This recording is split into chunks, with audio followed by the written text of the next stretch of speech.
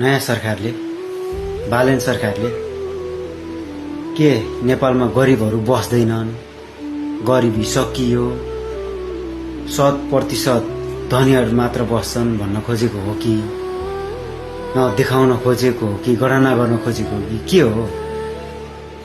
शिक्षामा ट्याक्स, स्वास्थ्यमा ट्याक्स, विद्युत महसुलमा ट्याक्स, धेरै सेक्टर, सबै सेक्टरमा ट्याक्स, हुँदा शेयर मार्केटमा ट्याक्स।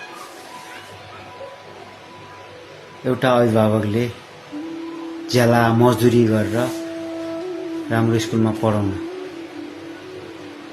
अथवा सामान्य बोर्डिङ स्कुलमा पढाउँदा एउटा फिज जुटाउन नसक्ने अवस्था छ। सरकारले त्यसमा चाहिँ ध्यान दिनुपर्ने कि करमा? नेपाली जनताहरू सिटामोल खान नपाएर मरेका जनताहरू धेरै छन्, उपचार नपाएर मरेकाहरू धेरै छन्। यसमा राज्यले ध्यान दिनुपर्ने होइन? सबभन्दा पहिला हस्पिटलको गतिविधि, उपचार पद्धति सुधार्नु पर्ने हो कि ट्याक्सलाई चाहिँ इन्क्रिज गर्ने हो? विद्युत महसुलकै कुरा गर्दाखेरि प्रति युनिट 5-7 रुपियाँ तिर्न नसकेर लाइन काटेको हामीले धेरै देखेका छौँ,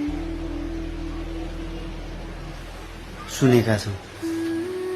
सरकारले त्यसमा पनि ट्याक्स लाउँदाखेरि के होला गरिबको हालत? के उनीहरू सधैँ अन्धकारमै बस्ने हो त? जुन सरकार आए पनि गरिबको चाहिँ रगतै चुस्ने हो त? जनताको रगतै चुस्ने हो त? नेपालमा बेरोजगारको कसरी समाधान गर्ने भन्ने चाहिँ छैन, खालि ट्याक्सको।